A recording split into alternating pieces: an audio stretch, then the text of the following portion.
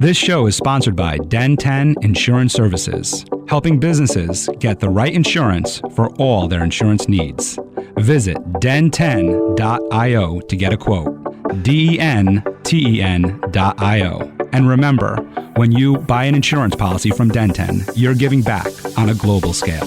Hello, all my entrepreneurs and business leaders, and welcome to the Michael Esposito Show, where I interview titans of industry in order to inform, educate, and inspire you to be great. My guest today is the founder of self-publishing services firm Book Launchers and an Amazon overall #1 best-selling author. She knows what it takes to successfully self-publish a book. Her popular YouTube channel, booklaunchers.tv, embodies the hashtag of #NoBoringBooks, helping nonfiction authors write and market books people want to read. Her titles include More Than Cashflow, which topped Amazon, The New Brand You, and her latest book, Self-Publish and Succeed. A recognized real estate investor, successful entrepreneur, and notable speaker. She also received the Top 20 Under 40 Award for her business and community contributions. She's been speaking on stages across Canada and the U.S. since 2009, sharing her strategies to write a book that builds your business and have more impact and influence with your brand. An expert on writing a book with marketing in mind, she teaches the best approaches to get results, make an impact, and ultimately make more money. She always leaves people inspired, excited, and with clear steps to take action immediately. Her advice for authors and investors has been featured in Forbes, Entrepreneur.com, Yahoo Business, CTV, the Toronto Sun, Medium.com, and many local and national TV shows. Born and raised in Canada, she currently resides in Los Angeles with her husband and son. When she's not busy with Book Launchers or her family, you'll find her at CrossFit or playing poker. Please welcome founder of Book Launchers, Julie, the Book Fraud. Thank you. I live in Vegas now and I have a fourth book, so I must have given you the wrong bio. That is awesome. I love it. I love an update to the bio. That's so cool, right? Because it's like not only do I have a mover and shaker from this buyer, but she's continuously moving and shaking. I'm literally moving, yes. Are you in the process of moving right now? No. I moved a couple years ago. That's why I was smiling. I was like, Los Angeles, really? That's still on there? But yeah, it's not uncommon for me to have bios all over the place, and you don't get them updated all the ways you should. So yeah, anyways, I moved to Las Vegas 2.5 years ago now. Wow. I love that. I actually do love that. I love the little mistakes in life. I feel like they really, I was just actually having this conversation with my mother yesterday.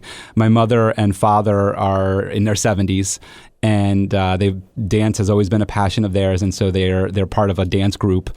And they were asked to open for the Nutcracker that's going to be playing in the community theater there. And it's kind of a big deal in where they are in Rockville Center, Long Island, because this community theater really puts on a production where they get people coming in from the New York Ballet and from Lincoln Center. They have different types of ballet, dancers that come in from there and actually will spend some time on the stage. And so my mother although she was a teacher and she'd had to speak in front of a class, and she did go up to the podium several times for different things. She is not a public speaker, and she has super stage fright. And so I asked her, I said, Mama, she was telling me, I'm really nervous about the ballet coming up. I'm really nervous about dancing on stage. I said, what are you nervous about? She goes, if I don't get it right, I'm going to mess everybody up, and I got to know all these steps. And I said, well, what does success look like to you? I asked, I put on my little success training coaching hat on, right? So I said, Mama, what does success look like for you? And she goes, perfect with no mistakes. I said, oh my goodness, well, you're bound for failure. I said, you gotta realize that there's, and she knows this and she understood, you gotta realize that there's gonna be mistakes as we go in our journey, and that's what makes it so beautiful. And, back to your bio here of, Los Angeles. I mean, we could have just stayed there and made believe, let's just make believe it's perfect and the bio is perfect. But no, isn't it so cool that I read this bio and you're still moving and you're still changing and you're still writing and you got new books coming out, and I can't wait to learn more about that. So I love this start. Yeah. And actually, it's funny because one of my lessons, like many years ago, I had a similar feeling to your mom when I started speaking on stages. And I was like, I had to practice. I had to be perfect. Like, I had this thing that I had to deliver it perfectly. And I remember I was on stage and I don't know, it was not my first talk by any stretch, but I remember all of a sudden, like just one of those moments where your mind goes absolutely blank. And I'm just staring out at the audience and I could not remember what I was supposed to say. And I kind of looked at everybody and I was like, I am so sorry. I totally lost my train of thought.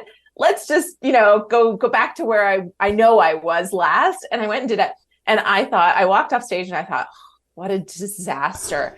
And I never forget, I had this woman come up to me and she goes, that was an exceptionally good talk. And I was like, oh, really? She goes, yeah. She goes, I was starting to think like, oh, like I can't relate to this person. She's so real. Like she's just got everything dialed in. She's so good, blah, blah, blah. She goes, then you lost your train of thought. And I was like, yes, she's human.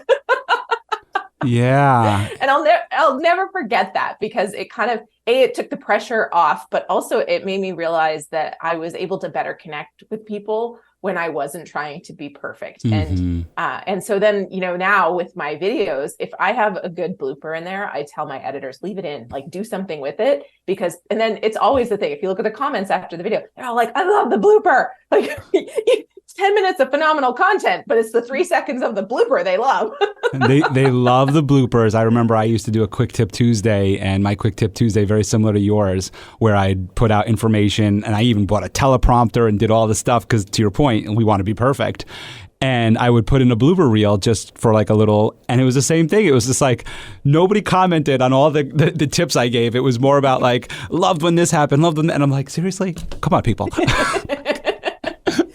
Like, just the blooper reel. But I do love your videos, and we're definitely going to talk about your YouTube channel. It's kind of like how we connected was you ended up in my YouTube feed, and I started watching some of your videos, and I think you put out really, really great content. You give out really, really great tips to just start right away. I really love that kind of content where you're not holding back. You have nothing to hide. You're like, hey, look, I have this group and you could be a part of it, and we're going to give you hands-on coaching and all that other stuff. But if you just need information, here you go. I love that about your content. While we're on that topic, what kind of inspired that kind of content for you? I mean, for me, that's just how I am. I don't like, and I started in real estate. So if you kind of go back to my original roots, I was in real estate. I started investing in 2001. And in 2008, because I have epically good timing for everything, I started a real estate training and education company, quit my job and went full time as a real estate investor. And it was kind of but part of the inspiration behind starting the training company was all the people who gave fluff for content because they wanted to sell their course or their, whatever it was at the back end, and they just gave fluff. And then every once in a while you'd come across that person who just gave you real material.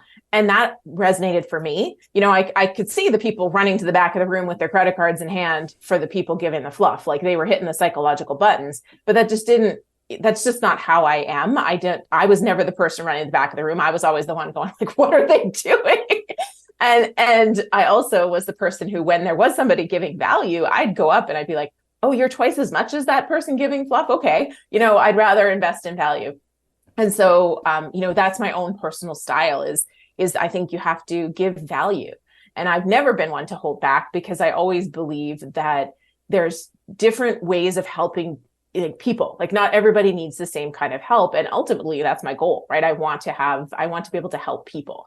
I've learned a lot and I've made a lot of mistakes, and those mistakes have taught me a lot of things that other people don't have to learn from. They don't have to go through those rough days that I've had to go through. They'll have their own rough days, but why repeat somebody else's mistakes? So that's kind of why I've always been like that and always felt like you can give them all the content and they'll still need help. Like all the information in the world still doesn't get the job done. And so different people will get the job done in different ways. Yeah, and I'm witnessing that right now in my own experiences. So I'm working on my keynotes and I'm working on my speaking business. And a friend who's a professional speaker gave me a book, and it pretty much has the blueprint for starting your speaking business, the questions of, the really introspective questions of who's your audience, the really hard one, and you're like, everybody. No, everybody is not your audience, right? We know that one. But it asks all the questions. So I sat with him one day after kind of reading through the book and working through the exercises. And I said, he was actually on my show once before. His name's Skip. I said, Skip, what else can I do? What else can I get to learn about the speaking business and to become a better speaker and a keynoter?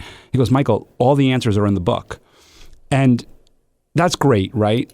And I appreciated that from him. Was he said, all the answers are in the book and all the work that you need. But I have since enrolled in a speaking program.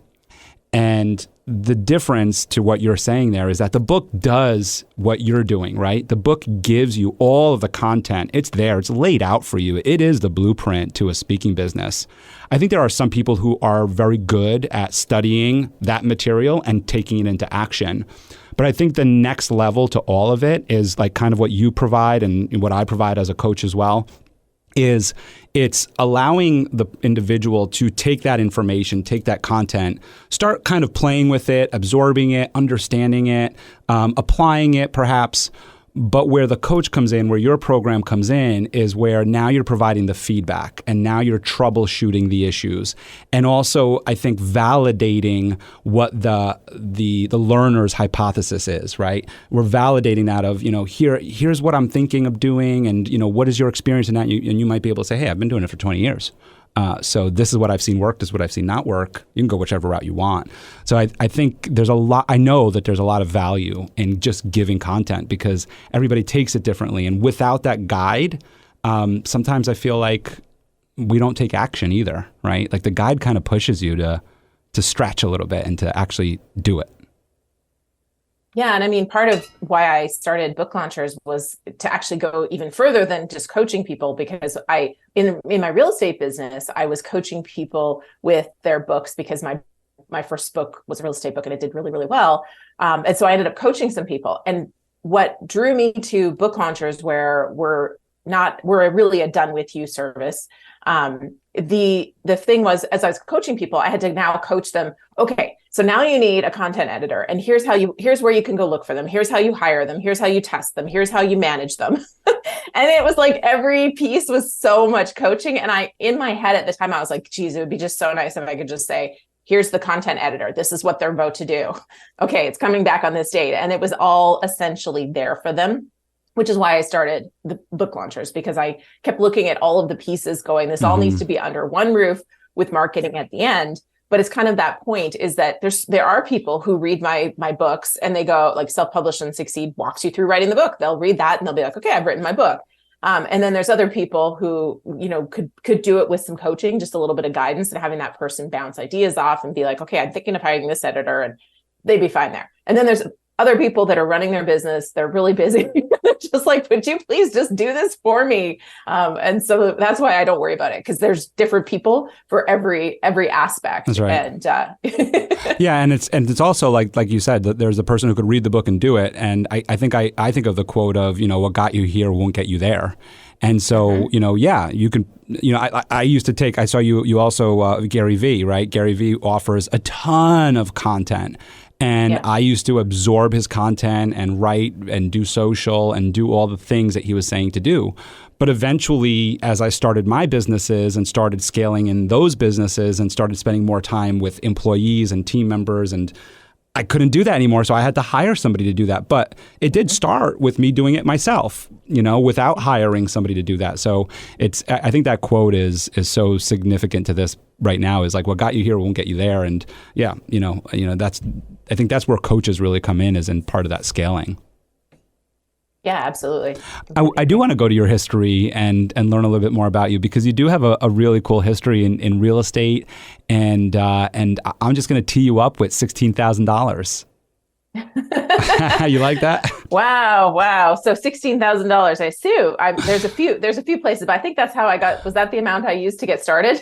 Yeah. Yes. So I'll share with our audience a little context here in that you are a successful entrepreneur, and your husband and you have been very successful in real estate, and then obviously very successful in book launchers and an author and a published author now. And so it started somewhere, and it wasn't, and from my understanding, from what I read about you, it wasn't an inheritance. It wasn't a big landfall of money. It started with a savings of $16,000. Yeah, that's what you really test my memory. I was like, geez, I'm pretty sure that's my down payment on my first property. That's yeah, right. good research. It was 2001.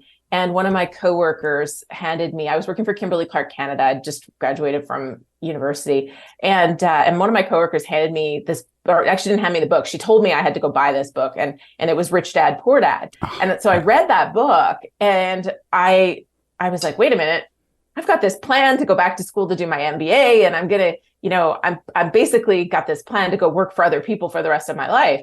And it kind of flipped the switch that I could still carry on with that plan, but I needed to get my money working for me. And so being it's a good and a bad thing. So anybody who's not a massive action taker who like wreaks havoc with their life on a regular basis, they might not understand this, but that's me.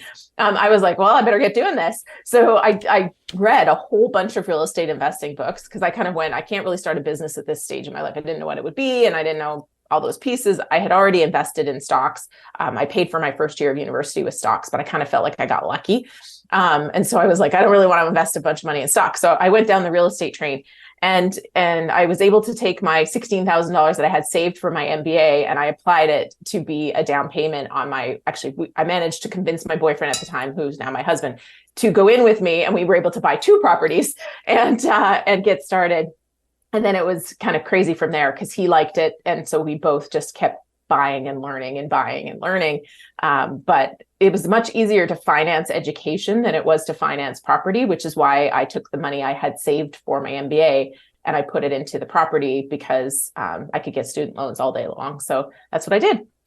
That's brilliant. Yeah, I could definitely see that in Rich Dad Poor Dad. I'm drawing a blank on his first name. Kiyosaki? Robert Kiyosaki. Yeah. Kiyosaki, yeah, Robert. Yeah, I could definitely see him doing that. He's so outspoken on using what's available in terms of the lending. It's incredible, like what he talks about. I made a note here with what you just said, and there's a lot of risk that you've been talking about. You mentioned it earlier in quitting your job and starting a business, and just now you were just talking about going for your MBA and saying, you know what, instead of taking this money and spending on college or the graduate program, I'm going to buy this property. And you mentioned a lot of lessons, buying and learning.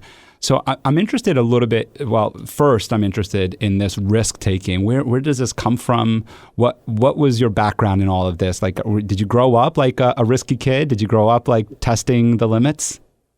No, not at all. But I've never been status quo. Like I skipped grade 2. My parents, the parents and the teachers decided to advance me, and so I never had kind of stability, I guess. I had a lot of stability in that my parents didn't move around a lot. They owned a small little motel in a tiny little town. Like I grew up in, a town of 1,000 people on the side of a highway in the middle of rural Alberta. Like it was farm country, very boring. Not a lot to do. But so no, I didn't grow up in this risky thing, but my parents weren't normal in this environment, right? So everybody was farm kids or farmers. There was a couple of people who owned a local shop and, those kind of things. But all my friends, their parents were all involved in the farming industry somehow. And then there's me with my parents running a motel on the side of the highway. And so not normal. My friends rode the bus to school. I could walk to school. My dad would drop me off, so nothing was particularly normal, which it wasn't a good thing necessarily as a child. Like I didn't I didn't always fit in, it wasn't always a good thing, but I think it created this thing in my head where, good things always come from like finding chaos. And my friend and I were talking the other day, and he's like, it's like there's two paths out there, and there's this beautiful path that's like, it's all manicured and it's smooth. And there's another path where it looks like, there's maybe been some animals that have trekked through there, but it's full of weeds. You're probably going to have to get out, the weed whacker and slash weeds as you go. You're probably going to get lost. And you just look at that one and go, look, that looks awesome. He's like, that's not normal, just so you know. That's so funny. Yeah, that is me. That's so cool. So did you live where the motel is? Like, did you have a house on the grounds? And yeah. So yeah. It's pretty. It kind of reminds me. The only vision I have right now is that Netflix series, Schitt's Creek. Did you ever see Schitt's Creek? I've never really watched it, but yes, I'm familiar with it. It is so funny. It is such a funny show. But they live there and they live in the motel, and it's pretty interesting motel life. I'm sure it's not the same as what you experienced growing up, because this is Hollywood doing it. What you remind me of is I'm currently reading Viktor Frankl's book Man's Search for Meaning. Did you ever pick that one up? I've never read that one. You never read that one? Did you know anything about it? No. Nope. So Viktor Frankl was he was a prisoner in the concentration camps during World War II. And he was, I believe, a psychiatrist or psychologist, something like that, prior to becoming a prisoner. And so, of course, he made it through and survived and was released. And so he wrote this book called Man's Search for Meaning, and it kind of just talks about some of the situations he was put in and the situations others were put in, and it just all goes back to the meaning of life, of like, why do we exist? Just down to the bare bones, because these people, what they were being put through and the work that they had to do and the abuse that they had to deal with, but yet still go to bed and wake up and do it all over again and take care of each other and be good to each other. And in it, what he talks about outside of, learning that our purpose in life is so important and how important our why is and our personal integrity is to our survival, that, when people lost their purpose in life and when people lost their integrity, more than likely they ended up with some sort of, he talks a lot about typhus and they ended up dying. But the people who were really attached to their purpose in life and their integrity typically were able to be healthier and live longer.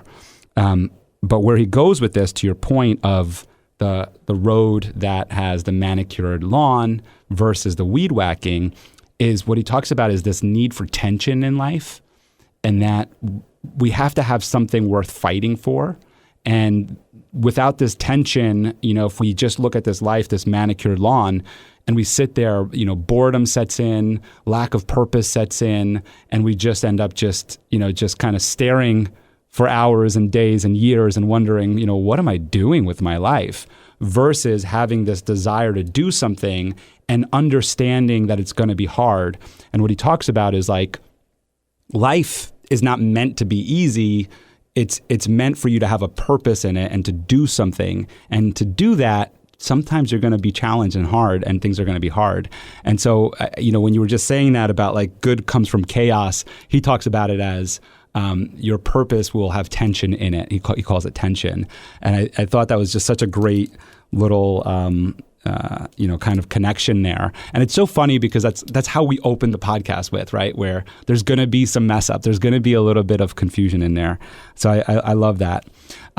So of course you chose the road less traveled and got into real estate at probably one of the worst times in our financial history. I'm sure there's more to come, unfortunately, in the world, because these things happen and we understand it's cyclical to some extent.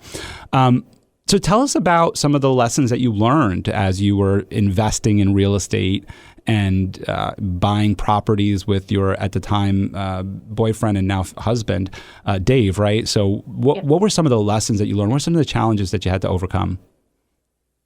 I mean, there was a lot, but I think the big thing that inspired my first book was how there was kind of this weird thing in real estate, and I think it still exists to a point where, people will say, okay, use other people's money, only buy properties that, make these certain numbers work, and drive for cash flow. And those things, I understand why people recommend that, but following that, almost to the letter, we ended up with, properties in areas where we had one of our property managers punched a tenant, the tenant died in the hospital. Oh my goodness. He got charged with manslaughter. And nobody else would manage these properties because they were so rough. So we had to deal with him. He had house arrest, and we had to deal with the courts to still allow him to manage our properties because nobody else would manage them. And we had 12 units. So we needed him to manage because it was in a different city than where we were living. And then he ended up running our properties into turning them into crack houses. And they became known crack houses. And so they had fire code violations because they're trying to shut the crack houses down. And we never got the first round of notices about the fire code violations. So then we had to go to court and we had to plead guilty to these fire code violations because we never got the first notice. So all of these things happened, and they were incredibly stressful. I was in my mid-20s. It's not like I was equipped with a lot of life experience at the time to really navigate this kind of stress. And, I had a career at the time. I was full-time working for another company. So it was a lot. But what I learned from all of that was, yes, you can buy properties this way, but the properties that we had bought that were in nice neighborhoods that didn't make a lot of money on a monthly basis, they were much easier to manage on an ongoing basis. They didn't have this kind of drama. And over time, they were the ones that actually went up in value. They were the ones that, despite really rough, times in the economy, they were the ones that always stayed rented. People always need a place to live, and they would rather live in a nice, safe neighborhood, with a good landlord. So, for me, it became a choice of, well, yes, you can buy these properties and you're probably able to buy more of them following these strategies. However, if you actually want to enjoy your life, here's some things to kind of go through and think about as you're buying these properties. So it was an interesting, it took many years. I can summarize it now very short. This is, and it's obvious, but at the time it took a lot of years of struggle and lessons and things going wrong before you kind of realized, hey, listen, it's not as like this property making us $1,200 a month is ruining our lives versus the one that's like cash flowing $50 a month doesn't impact our lives today, but in the future it's building our wealth. So different goals and different things, but it really helped me kind of frame this thinking even that I use to this day, which is what's the bigger picture vision here? And does it, how does that impact what you're doing today? Because, a lot of people, even taking it with books, they focus on, well, my book isn't selling today. And I'm like, yeah, but is it getting you new clients? Yes. Oh, okay. Well, was the goal to sell books or to get more clients? And people lose sight of those things sometimes because there's such a drive to these certain numbers, like in real estate cash flow and books. How many books have you sold kind of thing? I'm interested in your stress. Like you said, the life lessons of today where you learned how to manage stress, and you've probably gone through different workshops and have read books on managing stress. And so that is huge and what you probably rely on today. What did you rely on in your 20s to manage that stress? How did you, this is really intense stuff. You have, there's a manslaughter, there's crack houses, there's reputation at stake, there's money at stake. This is really, really stressful stuff. And for somebody in their 20s, I can't even imagine having to deal with having to go to court and seeing with their life savings where that can end up. How did you guys deal with that stress? What were some of the techniques, even though they might have been infantile at the time? What were some of the techniques that you used or relied on?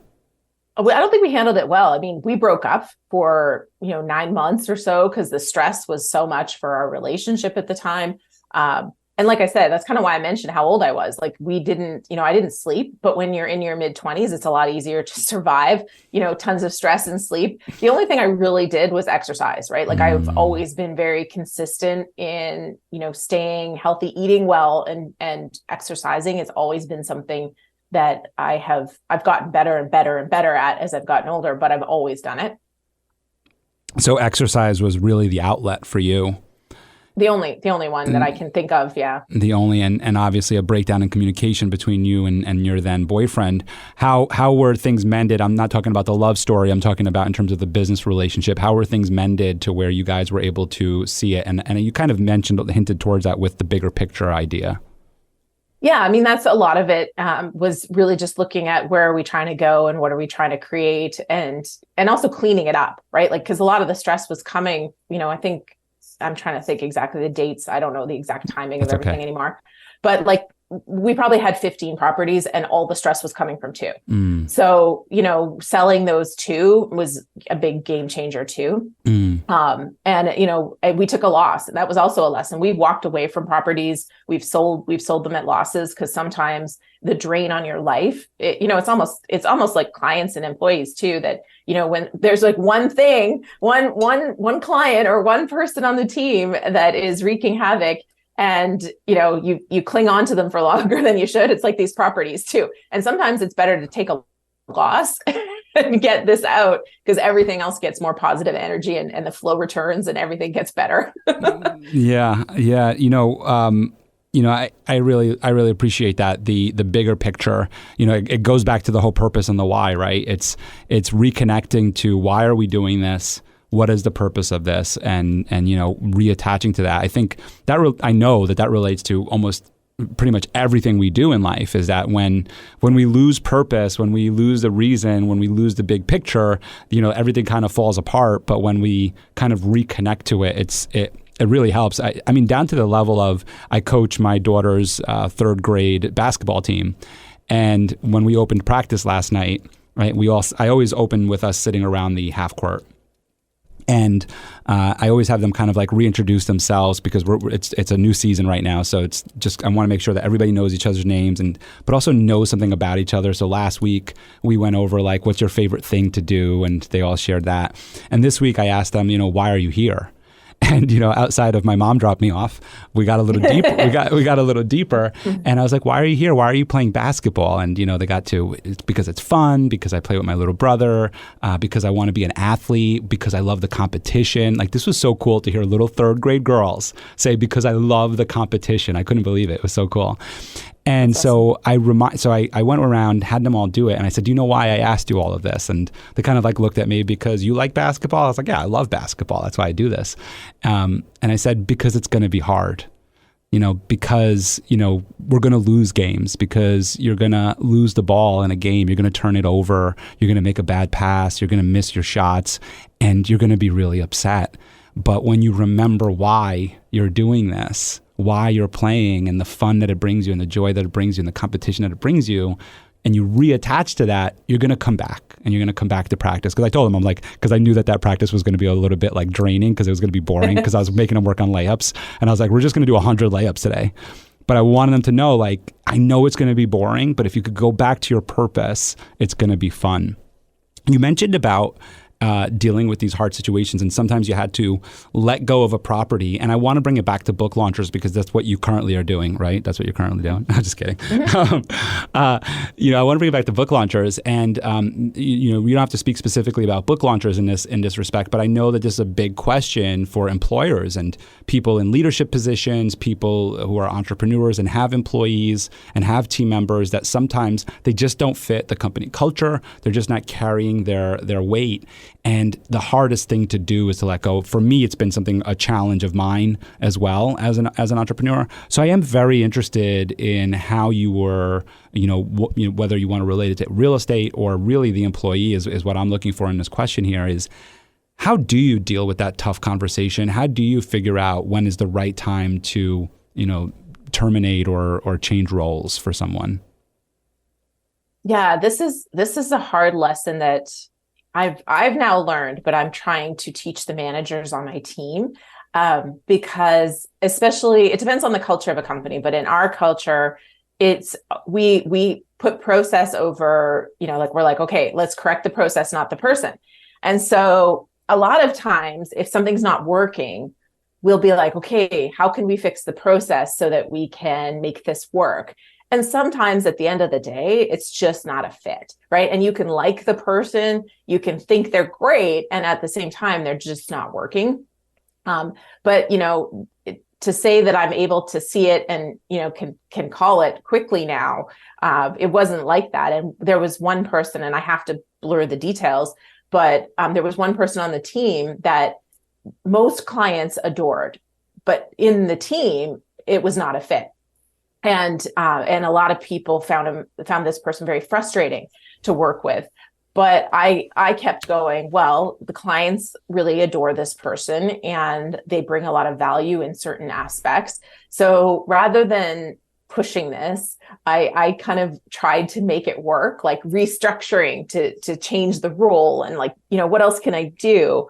And the more that I did, the worse it was for everyone else, because everyone else was like, why does this person get these exceptions and this special treatment? But what I was trying to do was kind of keep the person in the job and still get the results with the client while trying to limit the impact to everybody else. But then by doing that, it was like special treatment for this person. And it just, and it took years. And then finally some things happened and he actually made the suggestion that it was time for him to leave. And so I said, okay. And then things actually got ugly after that. But for me, it was looking at that. And because of how everything went down after, I realized I should have had this conversation, 2.5 years sooner when I started to see that the culture fit wasn't there and other people on the team found it hard to work with this person. But I didn't. And then it caused a lot of even more pain and even more drama and stress and financial strain than had I had this hard conversation. And so that was a big, big, big lesson, which, there's been smaller ones, but because again, I find, like I said, there's good things that come out of all of these things. That whole experience taught me so much so that now I'm like, nope, that's not working. And, we had a situation recently and somebody left and I went, because I can see these things and I went, this person would be great in this job. And then there's this person over here and we kind of move things around. Whereas I think in the past, and it's great, like instantaneously, it's one of those things where it's like magic the minute you'd make the change. But in the past, we would have been like, well, no, we just need to change things, make it easier for this role and, do this. And you kind of stress and strain and it never works. So, yeah, unfortunately, again, it's another example of how I've had to have a really hard situation happen for me to learn the lesson. But, I'm grateful. I'm always grateful not grateful when I'm going through it. I'm not going to be like, oh, thank you for all these horrible things you're doing to me. But after the fact, I'm like, wow, that was amazing because look at all the things I know now that I didn't know before. Yeah. Yeah. I mean, again, tension, right? Like, without it, you exercise, you're a CrossFit, right?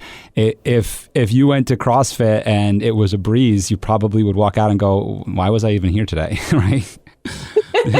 Right. It's funny you say that because I was just talking to a trainer. So I don't do official CrossFit anymore, which again, the bio is out of date. But I do, again, I'm still very consistent in a lot of things I do. I have way more of a stack of things I do to manage stress these days. But I was talking to a trainer at the gym yesterday and she said, she was just asking me about my program because she's seen me working out there. And she goes, how do you be so motivated? She goes, I don't, it's rare to see somebody come in, day out like you do and push yourself like you do. And I was like, well, what's the point of being here? She just smiled and she goes, well, yes, I understand that you think that. She goes, but most people don't.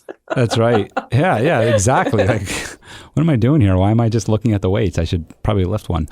Yeah, right. Like to me, it's one of those things like I'm here to put strain and stress on my body. Otherwise, I would just be kicking back at a spa. So. Right. And for the results, because that's what you get the result out of it. I know you got your MBA and in obviously business, but you attribute your background in sales to a lot of what you've learned as an entrepreneur and being able to market and sell today. I'm interested curious if you could kind of bring us into that background and what you did in corporate and share how that was able to translate to you as an entrepreneur today.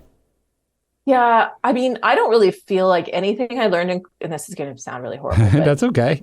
I don't think I learned anything in my MBA that I use in my career or my business Excel? Or anything like that. Maybe. Even learning how to like all the writing I did, I had to unlearn, right? Because Wow. MBA writing, you write jargon, you write crap, you write things that make you sound smart, but you're not actually communicating in a way that anybody wants to be communicated with. That is so interesting to hear. And I've heard there's some good programs now, like there's some MBA programs who are more based in reality, but most of my professors, and there's different programs too, but most of my professors were lifelong professors. They hadn't been in the real life. And kind of the moment where I realized not that I'd made a mistake, but MBA wasn't going to be what I thought it was, because I was so excited. I took they had entrepreneur classes. And so I took one of these entrepreneur classes, and they had a startup class and they had an entrepreneur class. And both of them were how to raise venture capital. Like they were different forms of that outcome. And I was like, no, like I don't want to raise capital. I want to start a business. And I just kind of realized in that moment that this particular program was going to create corporate drones. And that's all they cared about, was creating that corporate. And, again, I don't mean it's to sound bad in any way. It's just not the path I was there for. I wasn't. And I also laughed because they literally would tell you, okay, you need a blue suit for the first interview and a brown suit for the second, unless you're going into this type of firm. And then it's a black suit for the second. Like it was that cookie cutter, because they were lining you up so they could brag about the 6-figure jobs that they were putting their students into.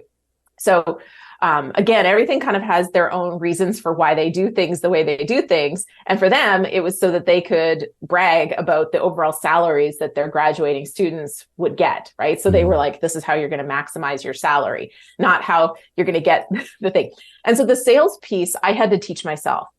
Because even in my job, I had in my first career, I had a sales role. I wasn't particularly good at the sales role. So I tried to find ways for the president of company to actually make it so we weren't cold calling, because I had to make a list of all the real estate developers, all the brokers, and cold call them. And it was horrible. It was the most pointless thing in the whole wide world, especially because I was like 23 and I'm calling 50-year-old developers who've been doing this for 30 years. They're just like, who are you? And so I started coming up with these ways. I was like, hey, we're a data company. Let's start this newsletter. Let's start this blog. Like, let's do all these cool things that will have people know about our great data, and they'll call us. And then I won't have to cold call them.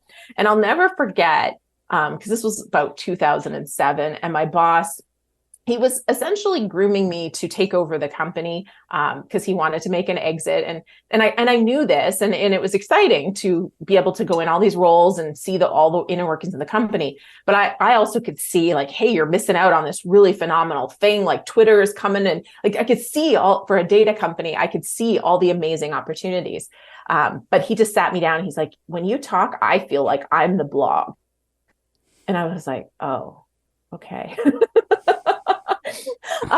And so here was me like learning about all these things, trying to make this job easier. And he just shut me down. Like it wasn't going anywhere. I managed to get him to start a newsletter, but the newsletter was so rigid and cold that it really didn't accomplish what I was trying to get him to accomplish. So I went and I went to this company down in Florida called Early to Rise. I took their, I took AWAI's, which American Writing and Artists Institute. I took their copywriting course. Like I just started to learn everything I could at first because I was trying to grow this company for him.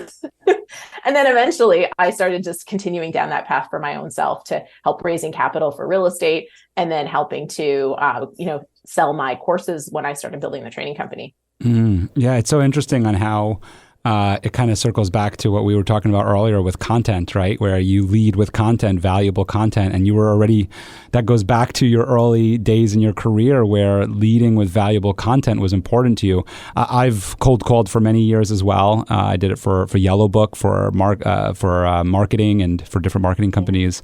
And I remember learning what you learned later on. I was working actually at Groupon at the time, and I was like, you know what, this cold calling thing to these restaurants, it doesn't make any sense. And I started writing a blog, same thing. I started doing this kind of outreach. And to your point, corporate didn't appreciate it the same way. They were like, no, you have to make your 100 calls a day. This blog isn't worth it. I'm fortunate in that, of course I was terminated there. But when I later on in my career, the last job that I worked at before starting my insurance agency was USI. And when I brought this podcast to them actually, And I said, because they wanted us to, USI is an insurance, one of the fifth largest insurance brokerage in the country, and they target CEOs that are 100 employee plus. And I didn't have that in my network. I'm a chamber guy. Like I do a lot of chamber. It's mostly small business owners, solopreneurs that are in my network that I'm close with. And so for me, this was my way of doing it, where I was like, look, this is a passion of mine, of course, as I always speak about the podcast, this is something I've always wanted to do. But while I was at this corporate job, it was like, well, hey, I could interview CEOs of, and I offer them value. And they come on. So, long story short, in terms of that is, they were like, great idea. But like after my first 6 episodes, when I didn't have the CEOs that they wanted, they were like, this isn't working. But soon enough, eventually I did end up having, look at you. I ended up, starting growing this podcast. But these things take time. And I don't think corporate is patient enough to see a blog or a newsletter or a podcast take off. And I think anybody listening right now, anything that you're doing that's creative, just realize that you have to be patient with it, right? You have to allow it to take time and reattach it to its purpose. Something you mentioned about the graduate program that was also interesting to me is the jargon writing and how they were really looking cookie cutter for 6-figure salaries.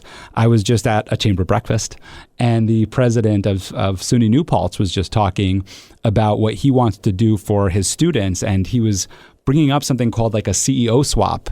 And he was saying what he would love to do is have CEOs come in and facilitate class for the students so that they can see real world experience and hear real world experience. So that is even more significant now after what you just shared with us. Going back to book launchers now with this copywriting. So you took this course, you start working on copywriting in the organization. And as you see with my podcast and we see with you in book launchers, is that these become passions of ours and we decide we want to, really take this and make it our own. So I'm interested in how you went from now, of course, this corporate job to translating these skills into book launchers. Yeah, there's 13 years in between when I started taking copywriting courses before I started book launchers. But I think I started writing a newsletter and like for the real estate business back into like my own in 2008, because I wasn't allowed to. Basically all the stuff I went and I took the courses on my own initiative. I paid for them, paid for my travel, but I did it for this job. When he wouldn't allow me to apply it, I was like, well, I need to use it. So I started my own newsletter and I started to which is how what I went all in on when I quit my job in 2008. And so because the courses I'd taken were from this company, Early to Rise, I actually did my first joint venture with them. And I started writing articles for their newsletter, which had 500,000 readers. So it was a really big, it fed in and helped me kind of grow, but they also had editors who were ruthless. Like they would say, you've got a 75 word spot here. You got to make it valuable. Every word has to count. And so you couldn't have any fluffy words. They would edit every word really rigorously. And that's where I realized I got to unlearn how I used to write, because you can't have fluff. You can't have big words that nobody relates to. You need to write at a grade 6 level. And every word needs to create a picture in somebody's mind. And all those lessons just helped me hone a writing voice and a writing style that I still use to this day. But it wasn't overnight by any stretch. It was that I worked with that company, I think for 3 or 4 years. I wrote with them and did joint ventures. I built courses, they sold them. They took half and, gave me the other half. It was a great learning ground for me as I built my courses, built my training and education company, and learned my writing style and all of those things. But I kept going. I've been taking courses. I don't even know, I've never counted, but I've invested a lot in coaching, masterminds, courses. Still to this day, I take courses, I go to events, not ones where I'm not speaking. I'm attending a lot of events where I'm not the speaker because I love to learn. And I think there's always something. And if you apply it in the right way, it's not even incremental change. Like I think what we're talking about creating content, sure, it's a little slow, but it's a quantum leap. Like if you look back after 5 years, if you would have just incrementally done 100 cold calls a day, that is incremental improvement. Like, sure, you can do it. And that's why corporate does it, because it feels safe. But if you take a risk and you do something like write a book, like start a podcast, or do both, 5 years from now, you're going to look back and those were your quantum leap moves, right? Because they weren't safe. They were risky. you were putting yourself out there, you were doing something you didn't know how to do when you started to do it, versus doing the 100 cold calls. You know how to do it, you can do it, you keep doing it, you might get 2% better, and you'll have incremental. But if you do this, like, you could be 100 times better 5 years from now. I love that too, that you brought it back to the cold call, because to your point, cold calling is quite easy. And hear me out here in that, and you're agreeing with me here, is that you literally just pick up the phone and dial and ask for a person. What's hard about cold calling is that it's frustrating. You're putting yourself out there. Rejection. Yeah, you're dealing with rejection. So it's a pounding on your ego for sure. But outside of that, it's easy compared to writing a book like what you do and podcasting like this here. I mean, like you said, I do my research. I come to here, and we are working hard to make it look easy. It looks easy. The book's out. You could read it. It's like, oh wow, look at this, and she's got such a great gift and a great talent. Yeah, but what about all the years and the work and the frustration? So all of that. So you work really hard to do this kind of work. You kind of just mentioned it now about a lifelong learner. I'm interested in your mindset. So, you're working a corporate job, and yet you're funding your learning on your own. You're funding a lot of the hard work on your own to what we're talking about here. And I'm interested in what your mindset was and what it is in terms of that. I've always believed my greatest asset is my own mind. So if I invest in my mind, and that's also why I take really good care of myself. I jump in 45-degree water 5 or 6 days a week. Yeah, I'm a cold plunger too. Let's go. That's awesome. See, right? And I've actually got I'm in an entrepreneur organization here. Well, it's a global organization, but in my Las Vegas chapter, I've darn near got like 15 people doing it now, and people think I'm absolutely bonkers unless they do it themselves when I first tell them. But, these are things that you kind of stack on that you just realize make you stronger, healthier. And so my whole philosophy is, like, people say, what's the most important thing to you, or what are you grateful for? I am eternally grateful for my health, and I am going to treat my body the best I possibly can, because I've seen a lot of people who, yes, they have a wonderful life, but they're not healthy enough to enjoy it, right? Like, so it's not really a wonderful life if you have all this money and your family's great, if you're sick in bed and you can't do all the things. So, and I've always had that philosophy for whatever reason. And so I've always kind of believed that, like, this is what I've got to work with, right? No matter what happens around me, my mind, my body, that's my asset. That's what I have to take care of. So real estate, yes, real estate's an asset, but my mind is more of an asset, because if I lose all my real estate, what do I have left? I have all my knowledge, my experience. And so that's why I'm always investing in and caring for it. Yeah, I love the cold plunge. I think it, for me, of course, I think there's a lot. I know that we know that there's a lot of healing that takes place for our muscles and recovery and all of that. But it's also like teaching us resilience. It's like, we don't want to do it. Come on. Like, some days we're like, we're sweating, we're hot. And it is actually such a great relief to jump in that cold water. But for the most part, it's uncomfortable. But it just is such a lesson in resilience of, like, you know what? If I can get through this cold bath right now, this cold plunge right now, then I can do anything. Right now, so for me, my cold plunges, we still have the kiddie pool up outside in our backyard. So right now it's November in New York, and so it is really cold. And my landlord just asked me, he goes, "Hey, when you're taking the pool down?" I said, "Well, I'm still cold plunging until that thing freezes. I kind of want it up." I'm like, I still love jumping in there because it beats a cold shower. So it's just so ice cold. I absolutely love it. So I just think resilience is such a huge part of entrepreneurship, of leadership, of what we're doing. And obviously, that shows with what you're doing. Going to book launchers now and starting book launchers, how did you start it? Was it like just you, or did you start with a group? Did you start with a team? How did you start book launchers? So going back to how I always look at the path that is the most weedy and ugly. So we were in Canada, and my husband had been acting for, 3 or 4 years. And, starting a new career in your 40s, it's not an easy journey, especially in acting. It's not an easy journey for anybody. And he was getting parts and he was taking courses, but he wanted to do comedy, and there really wasn't a lot of comedy filming in Vancouver. So there wasn't a lot of opportunities outside of the improv stuff that he was doing.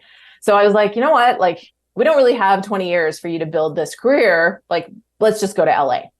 And so I spent about 6 weeks, not all at once, in a couple of trips down in LA. Well, first we started looking at visas, like how can we move to the States? And I could have qualified for what's called an O1 because I'd written books and I spoke and like all these kind of things. But that wouldn't have given him the ability to work. And our lawyer didn't think he would qualify as an actor. He may have qualified, but he also hadn't written the books. Like he may have qualified as a real estate investor, but she really didn't feel good about that. And so she said, but there's one visa kind that does allow the spouse to have any kind of work permit. And she said, it's this investor visa. And she said, if you have a business with employees and it's operating in the States, then, the spouse has a visa to do any kind of work. And I was like, okay, so we just have to build a business or buy a business. And she's like, yep. So I flew down to LA and I started looking at businesses, and I got semi close to buying this one, but it was an embroidery company. So they embroidered school uniforms and doctors and nurses and like that kind of thing. And I remember sitting outside of their shop, and I just thought, like, that's where I'll be working every day probably. And I'll be standing behind the till. And I thought, no, I can't do that. And, there was problems with the business. And I just kept thinking, I'd rather create my own problems. Like, I don't want to deal with this problem. I want my own problems. And so I went back to the thing that had always been there, not always, but it had been in the background since I'd published my first book, which was publishing. And I spent about 6 months doing like a deep dive research into the industry, the companies that were already doing different things. And for the purposes of a visa, I wrote a business plan. I never would have done a business plan otherwise, but I had to write a business plan. And so I did a deep dive, and I created a business to apply for the visa. As part of this visa, we had to invest a substantial, this is what they call it. It's like a substantial amount of non-refundable, like you have to show you're serious. So you have to I paid for a website, I pre-bought marketing, I had to have an office lease, I had to have all these things. And I had to have a hiring plan because I had to have employees. Like, this is a visa that they give you so that you employ Americans. And so kind of a long answer to tell you that I started the business for the visa and had to hire people from day one. But that was a good thing because, yes, I had written 2 books and self-published them. But I was by no means an expert in any aspect of that journey. So I hired my first 2 people I hired. The first was somebody who had turned nonfiction books into television shows and movies and things like that, and had not only written books, but had a lot of experience with kind of a lot of cool aspects all around it. So I hired that person to help people with the writing of the book. And then I hired somebody else who had done all the production. She had overseen, editing, layout, like all the pieces that I didn't know well. And so I had 2 employees right from day one, and I hired a third to help with marketing. I don't know, about 8 or 9 months later, because in the beginning we didn't have any books to market because they were writing them. And then it kept growing from there. But those were my first 3 kind of core hires. And then my 4th hire was an operations person. And then we've just kept adding from there. How did you keep the cash flow going if, this is a start out business? Was it all self-funded in the beginning? Is that what was happening? Or was there any revenue coming in? There was minimal revenue in the beginning. And it's the most backwards way to start a company, because you have to put a lot of money into a business that has no revenue. And I could not offer the services to collect revenue until I got the visa approved and was actually in the United States. So just because of all of the criteria. So there was a lot of money. So we sold properties to fund the business. And even in the first 18 months, the business lost money. And we've sold more properties to fund the business. So, I don't regret it, but I really wish I hadn't have had to sell as many properties as we had to sell. And then moving to Los Angeles, what an extraordinarily expensive place to live and to be operating where 2 people have no income. But on the other side of it, my husband always says, well, at least we had all the real estate to do this, right? Yeah. That allowed us the opportunity to do what we did and live in a safe neighborhood in LA for as long as we did. But that's part of why we moved, is when COVID hit, I just was like, let's get out of here. We went back to Canada for a bit, and I just kept looking at LA going, I don't want to go back to a place that's really hard to get ahead in life. And he wasn't he wasn't really doing a lot of acting at that moment anyways. So it just made sense to go somewhere where acting was still an option. So they're only 4 hours drive away or a quick flight, but where we could live with a lot more comfort on a much lower income. And so how is his acting career going? Is he a famous actor now? He works at Tesla. I have a similar story in that, when I finally got fired from my last job, I always say I quit USI, but before that, I did. My passion was acting, or at least I thought it was. And so I did the same thing. I was in my 30s. My wife was pregnant, and I'm like, hey, I just got fired and I'm going to become an actor. She's like, what? What are you doing? But I did land some background parts. I mean, there's a lot of opportunity in acting. I think people don't understand that, acting is just like any other business. It's put yourself out there, show up for work, and speak to people, network with people. And there's opportunities, and it's a long road, and you just got to work hard at it. But that's really what it is. And if you're willing to put in the grind, it's an entrepreneurship being an actor. You're an entrepreneur, and if you're willing to do the work, there could be a successful outcome. But to be a famous celebrity in any means, I think, is it's such a hard goal to set on ourselves. It's like saying, we want to be the next billionaire book publisher or billionaire insurance agency. It's like, what a hard goal to put on ourselves. That's just such a small percentage. And of course, hard work and diligence comes into it, but there's also some luck in meeting the right people and getting the right things happening and everything. And in speaking of which, in terms of luck and meeting the right people, you have this business that you just started, you're pouring a ton of money in. What was it like when you got your first client? Well, I did have, once I got to the States, the first thing I did was start promoting the business, and I promoted it to my previous list. So this is one of the big reasons why I'm a huge fan of building email lists and building a platform and building a personal brand, because I was a real estate expert. And here I was sending out a note to everybody going, hey, I'm starting this publishing company. And I got my first 10 clients from my past, my real estate list. So it felt great. I don't really remember the moment the first one signed up, because I also was doing a pretty low price. I was like, this is beta. I haven't done this before. I was really honest. I was like, I know we can do it, and I'm committed to doing this. I've already hired these people. This is our plan. But we haven't done this before. So this is going to be a loss. And I genuinely took a substantial loss. They were all sponsored books in the beginning. But so I knew it was kind of a no-brainer for these people to sign up, but still it was validating that they trusted me, right? Because they were still putting money into it, and they knew I hadn't done it before, and they were still willing to invest in it. So it was, I think, if anything, it was validating. The real celebration for me was, so that was June and July of 2017. And then we had an event at the end of August I think it was in Long Beach. And we had a booth, and my two team members and we manned this booth, and we signed, I think, 6 new clients that day. That was kind of the validation moment. That was the moment, okay, these people don't know us. We're brand new. We have no examples of books we've done. And we were able to bring on 6 clients. That was kind of the moment where I was like, okay, this is actually going to work. That was the validating moment for me. That's beautiful.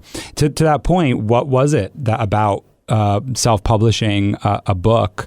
What was it about that was the big draw for these clients, these potential clients that you signed that day? Or what was it? What outcome were they looking for? What was the big buy-in for them to that? I mean, our whole thing has never changed, in that we are looking at the big picture goal. We're looking at what you want to use the book for, who's going to buy the book, how you're going to market the book, and we're helping you create a book that is set up to succeed for that outcome. And it's different than anything else in the market still, because there's great writers, there's great editors, there's great designers. Even some of the companies that are similar to what we do, they stop at launch. And then some of them, you can buy another package to market the book. For us, we're fully integrated. And so we're never not thinking about marketing, because we want to work with you for years and years and years to come. And fun fact, we do have one client that signed on from that first 10 that is still with us today. And one of those clients from that first event in September of 2017 is still a client today too. So our whole vision of like helping them succeed is being fulfilled because they're still with us, 6.5 years later. Yeah. And I think I remember in one of our pre-conversations, you had mentioned that to me, and part of them being with you as a client, it means that they pay a monthly membership to be a part of it, right? So, yeah. So in terms of this monthly membership, what are they getting out of it? What do people get out of this monthly membership that you offer if maybe they're not in the moment writing a book? Yeah, I mean, that's part of what we do is we help you market the book. So we will run ads, we do ebook sales, we do library and bookstore outreach, we pitch you for podcasts, live appearances, media. For this one client that launched started with us in September of 2017, we help him get on panels. Like that's kind of a big thing that he's done. And so he'll have different times of year where his book's a good fit and he'll do panels. And so we'll help promote. And sometimes he's done book signings around the panel. So we're like, okay, you're going to be in this city for this panel. Let's see if we can get a book signing. And so we become not quite a marketing or a PR team because we're still book marketers, but we really try to partner with them and go, okay, you want to reach this kind of audience to grow your business or to do more events like this or to do this kind of goal. And so we'll strategically partner with you and figure out, okay, where can we find these places and how can we help you? And, create those quarterly roadmaps of what we need to do and when. And then most of them, I'm trying to think, I think almost all of them are now writing a second, some are writing a third book. So then eventually, after they've marketed the one book for a while, they start working on their next book with us. And, it's even easier the second time because we all know how to work with each other and we know the goals and they know how to really maximize our value and vice versa. Oh, that's really cool. Yeah, I was interested in that because I was trying to understand, okay, so they're just paying a monthly membership to just show up and learn about writing books. So that's good to know that there's more to it. And you said that earlier where it's like you don't just stop at the marketing piece. As my audience of listeners knows, I've been wanting to write a book for a very long time. I've put pen to paper a couple times. I've kind of scratched the surface and have met with different people to write. I've met with you to talk about this. What tips or what ideas do you have right now? So when we were talking about some content that you put out, I'm sure you've already put some of this kind of content out already that we can find on your YouTube channel and speak with you about. But in terms of this conversation right now, what are some of the ideas that you would share with someone like me or audience members who have a book in them, who know it's a great marketing play for what they're doing in terms of their business, or have a really great story that they know they want to share with the world and share with others, and they really want to have this book that encapsulates all of that and all of their stories. What are some of the what kind of feedback would you give this person? It always starts with the reader. So, and the only exception to that is legacy projects. And even then the reader's your family. So there's still a reader to think about, but it always starts with the reader because especially people who have been told, oh my gosh, your story is amazing, you should write a book. They often forget that they have to figure out who the reader is and what's going to be important for the reader. So understanding, because I'll give the example of hope and inspiration. A lot of stories create hope and they create inspiration. But if you're not already a known name of celebrity, hope and inspiration is actually really hard to sell because it's just one of those things where if the hope and inspiration doesn't have an outcome of the outcome, so the first outcome being hope, what do I now have hope that's going to change in my life? If I'm a celebrity, I can sell hope or inspiration because people already kind of have this vision of who I am and they're curious. But if you're not a celebrity, you have to tell them, okay, now you've got hope. And the book isn't out, so I'll blur the details, but I've been working with this mother-daughter combo who her daughter had learning challenges in school, like some significant ones. And that story is going to provide hope, but it's not hope for everybody. It's hope for people who have children who are struggling in school. And so it's a very specific, and then, because I'm not sharing all the details, it's a very specific kind of situation too. And so, yeah, maybe there's only a few 100,000 people that relate to it. But man, when they hear this story, they're going to have hope that there's ways to navigate the school system and have a child successfully graduate and feel like, have confidence that they are smart and they've just had to learn in a different way. So So that's what you have to do, right? Whatever your story is or your tips, like you have to figure out what are you sharing. And they've actually got some specific advice in there, or tips and research too, but they could just tell the story and it would still provide that hope. And kind of like you said at the beginning of your podcast, like people will learn through the story. And so they will learn through her story, but you need to know who you're writing it for and why in order for that to happen. That makes a lot of sense. So a little update on everything. I did start working on my book, and it's a little bit different than what I think if I were to work with you on right now, because I feel like with you, it would be more of a story, robust book. I did start working on it because I was like, I need to do this. I need to stop talking about it and I need to take action on it. So what I decided on is a small back of the room type of book where I do my public speaking workshops, I do my communication and leadership workshops, and I have a book that accompanies it. And to your point, it's like, who's the reader and what is it for? Is the book that I'm working on right now it literally just takes my slide deck and it kind of like just takes what I'm talking about and puts it all in writing. So what I've been doing is working with a friend who's a copywriter and just downloading my entire talk to him, and we're working on writing it all up together. But it'll be like 100-page book, and so for me it's a start. And I bring this up to you because I think for me what the biggest holdback of writing a book was. And now this is kind of like the training wheels for me, it feels like, because now I'm starting to get a little bit, it was right in my budget. It was right in terms of time. It's right in terms of the size. It's kind of like the training wheels for me. And so what I'm interested in from you is the expectations that we put on ourselves, and where we create this, like I said to you earlier about the celebrity, right? We create this like, I want to have this 300-page book that tells my whole story, and then we never do it, right? Versus, all right, you know what? Let me get the training wheels on and let me just start riding the bike. And then maybe you come along and get the wrench and pop them off for me, and we can write my real story that I really want to write, the one that really draws me. So I'm interested in terms of that for you, in terms of setting those expectations and working with people through those stages.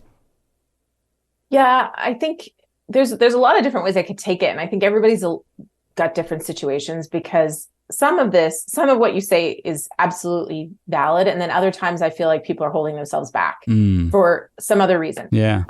And so I call them the monsters, right? There's 4 monsters. We have fear of judgment, fear of failure, fear of success, and imposter syndrome. And again, this is also not right for everyone, because I always like to put the caveat on that I wreak havoc with everything. I have tremendous gratitude for all the cool things I've done and all the success I've had. And it's because I've wreaked havoc, but it's not a life for everyone. Okay. Like I have to cold plunge in sauna and exercise, or I would be an absolute hot mess. But part of it, I think, is that the difference between like doing the things that are safe and doing the things that actually create the quantum leaps. And so it's not to say don't do this, because like one of my favorite books right now is a tiny little book. It's called U Squared. This is why I think I'm talking about quantum leaps so much, because this book talks about quantum leaps. It's a tiny book. Like I think it's like 60 pages or something like that. And so it's a powerful book. I'm so glad this person wrote it. And I guess where I'm going with this is to say that it's almost like the mentality of a training wheel book. I feel like if you're writing a book, just friggin' go for it. But it doesn't have to be a big book, right? So like there was aspects of what you said that I'm like, totally, you don't have to have a 300-page book. It can be like a powerful aspect of your story. But if you're holding back part of your story and calling it your training wheels, that's where I'm kind of like, which monster are we talking to? I'm interested in that too, actually, for myself. I am. Yeah. No, you're 100%. You're spot on in terms of that. Yeah. I don't know if it's any of the monsters that you mentioned. I know for me, it's more of like, now that I'm doing it, I'm like, oh, I can do this, is what I'm feeling. Like I said, budget is one of the monsters, let's call it, right? So budget is one of the monsters, and this person is super affordable for me right now. And so that's one of them.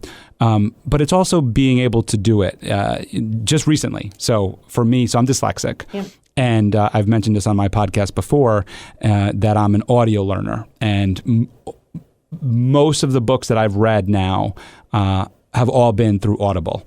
And I always talk about them.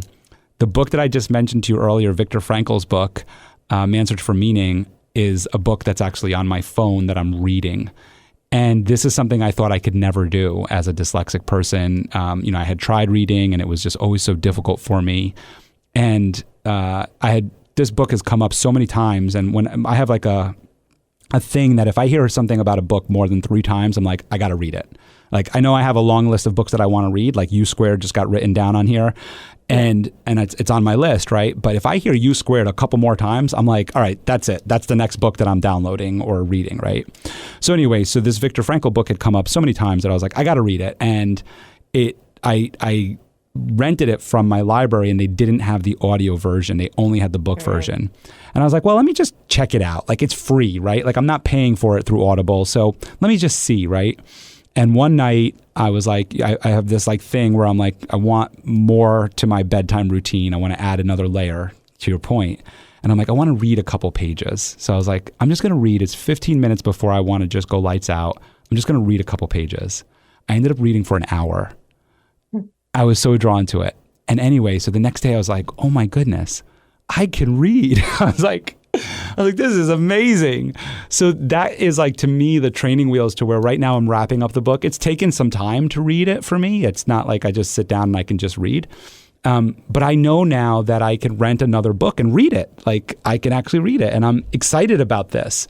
And I feel the same way about writing this book right now that I'm in, is that like, I've set this like really small goal of like, I'm only going to do 100 pages. It's going to be a really small book. It's really just straight up content. It's just, here are my fundamentals of public speaking and communication, few little stories in it, few little things in it, ideas in it, but that is it. And that to me feels like I can do that. And now I'm learning through this process that like, well, if I could do that 100-page book, well, then, yeah, I can sit with Julie and work on my, really beautiful hardcover book that I really want to do, that I'm going to be super proud of, Yeah. And see, so what's great about this is you're not comparing yourself to other people. You're comparing yourself to yourself from before. And so what I often hear from people is like this, they're trying to do something, not because they really want to, or maybe they do, but they've seen somebody else do it. And they're like, I need to do like that. And so what I hear, I think is really cool, is that you're just comparing yourself to where you were before and what you thought you couldn't do and what you could do, versus going like, okay, I need to do it like this because I've seen so-and-so do it. Which I think is great, because that when you're talking about the mindset and setting yourself up, and making it big, or that piece, I find a lot of people set unrealistic expectations based on what other people are doing, not necessarily anything else. And so I think the only piece I would challenge is the training wheels. I'd be like, let's just stop calling it training wheels. It's kind of like when people call it a business card book. I'm like, let's not call it a business card book. Like, it's a book. If it's a business card book, people are just going to throw it in the trash, because that's what I do with all my business cards people give me. So, let's write something that people don't want to throw in the trash. Even if it's small, let's make it something worth handing out and killing trees for. Right.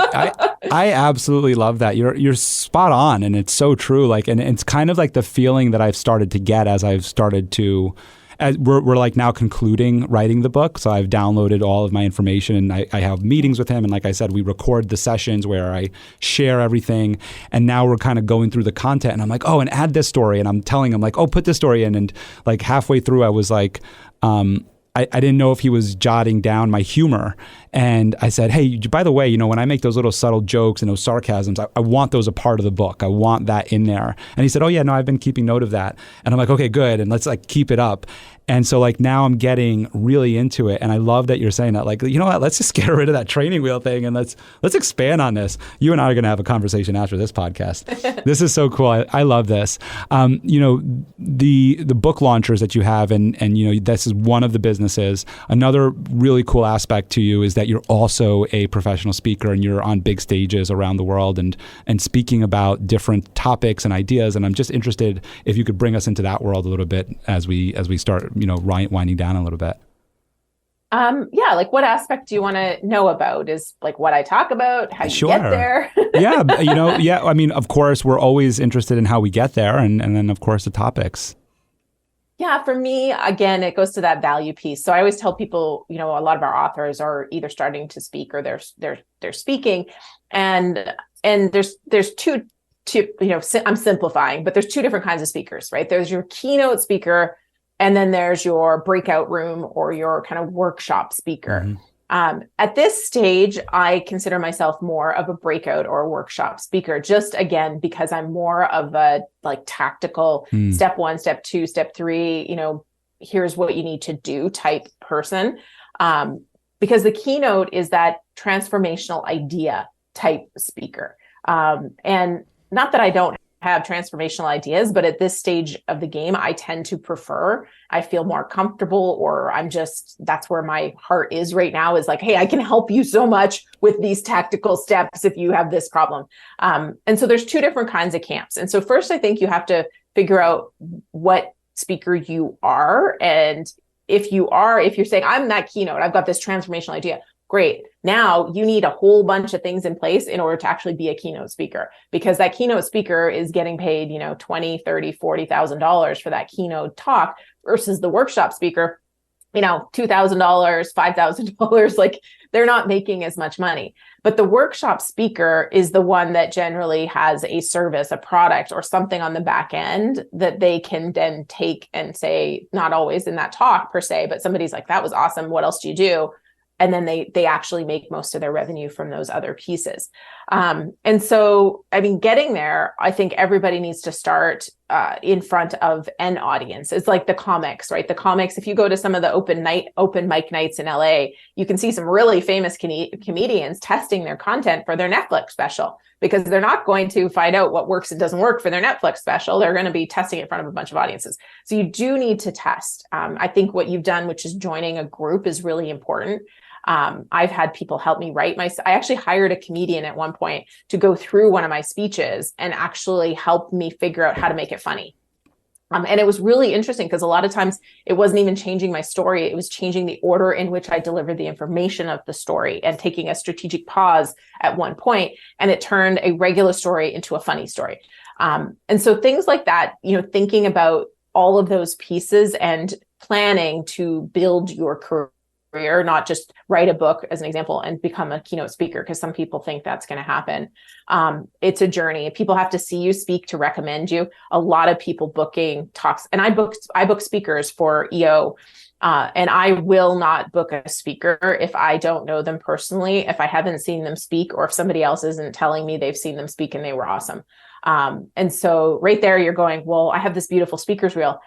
I'm booking speakers, and it's I don't want to say reputation, because these are my peers, but I don't want to put somebody stinky in front of everybody. Sure. It is your reputation.